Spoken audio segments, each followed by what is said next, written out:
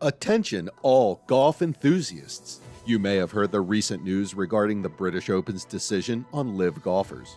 In case you missed it, the tournament has decided not to ban LIV golfers from competing in this year's championship. This decision has sparked a heated debate in the golf community, with many wondering about the fairness and inclusivity of the decision. In this video, we'll take a closer look at the controversy surrounding this decision and examine the potential impact it could have on the sport of golf as a whole. So grab your gloves and let's tee off into this discussion. The Royal and Ancient Golf Club of St. Andrews formally announced Tuesday that LIV golfers will be eligible for this year's British Open at Royal Liverpool, an anticipated move. Golfers competing on the Saudi-sponsored tour will not be eligible because their LIV golf competition results do not count towards official world golf rankings. LIV golfers who earn exemptions from standard qualifying, on the other hand, will be able to compete. Past British Open champions Cameron Smith, Phil Mickelson, and Lewis Oosthuizen are amongst those who have switched from the PGA Tour to LIV Golf. Other major winners competing with LIV Golf, such as Brooks Koepka, Patrick Reed, Bryson DeChambeau, and Dustin Johnson, will be eligible through the R&A's exemptions announced on Tuesday. The decision is similar to that of the Masters and the US Open, both of which have announced exemptions for LIV golfers in the 2023 championships. In an October interview with Golf Digest, R&A Chief Executive Martin Slumbers alluded to Tuesday's decision and revealed what was to come. British Open won't ban LIV golfers from competing at Royal Liverpool. We'll go public with what we're going to do with LIV golfers in January or February, Slumbers said. But if you want a guide, go back to what I said in July. Nobody is being barred. We will not betray 150 years of history by keeping the Open closed. The Open needs to separate itself from what's going on in terms of disagreements and make sure we stick to our principle of having the best players in the world compete. LIV golfers were allowed to compete in last year's British Open in St. Andrews. However, the R&A's refusal to invite two-time winner and LIV Golf CEO Greg Norman to its 150th anniversary celebrations raised questions about how it would proceed in the future.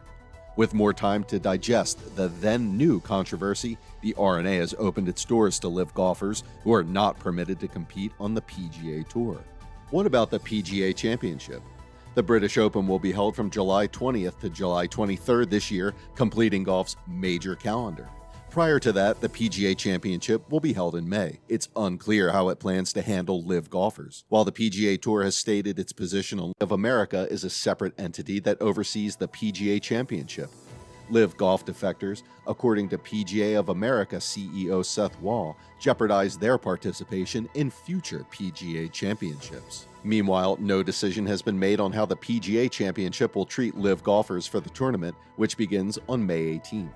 LIV golf competitors have been chastised for joining a league funded by a Saudi government with a long history of human rights violations.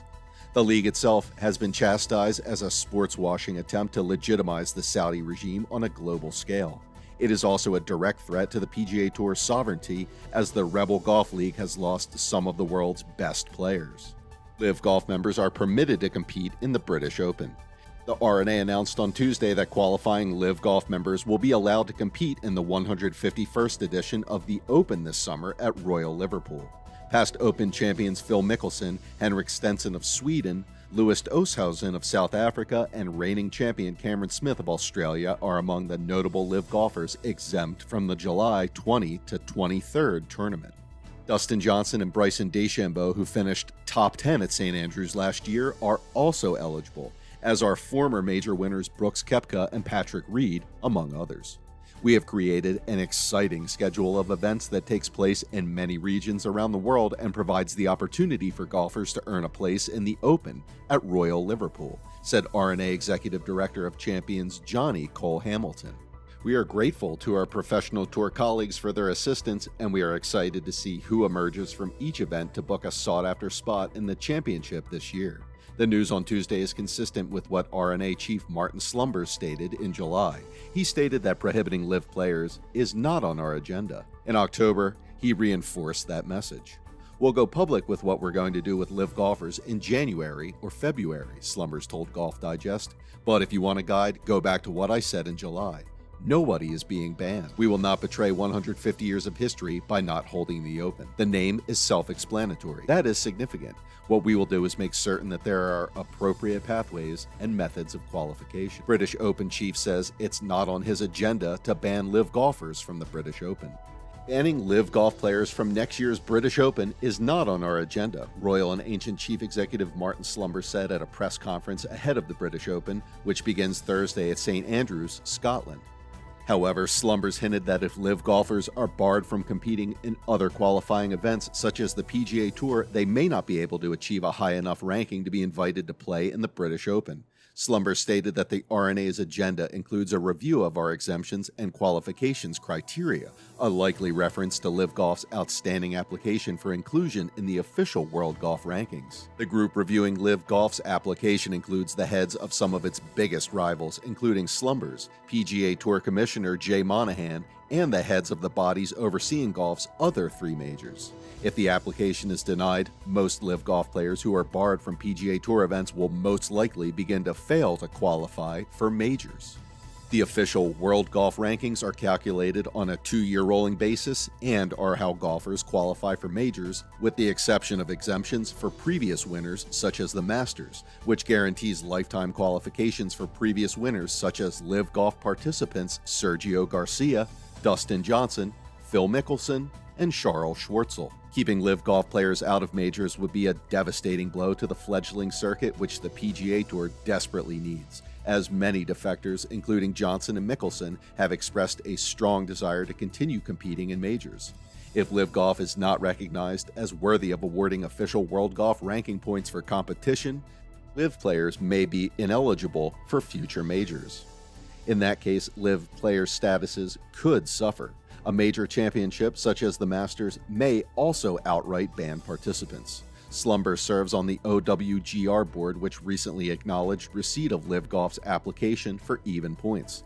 The OWGR board is reportedly meeting in St Andrews this week. LIV Golf has received a lot of attention ahead of the start of the Open Championship on Thursday. The R&A refused to invite LIV CEO Greg Norman, a 2-time Open champion, to the Champions Dinner in St Andrews and did not invite him to any tournament festivities. LIV Golf applied to the official World Golf Ranking last week, a process that is expected to take several months, with the Open currently having an exemption category for the world's top 50. The lack of World Rankings points on offer in the LIV Golf Invitational Series means players will find it harder to remain in an exemption category, with Slumbers critical of a circuit he describes as driven by money. Professional golfers have the right to play wherever they want and to accept the prize money that is offered to them, Slumbers added. I have no objections to that at all. There is, however, no such thing as a free lunch. In my opinion, the continued commentary that this is about growing the game is simply not credible and, if anything, is harming the perception of our sport, which we are working so hard to improve.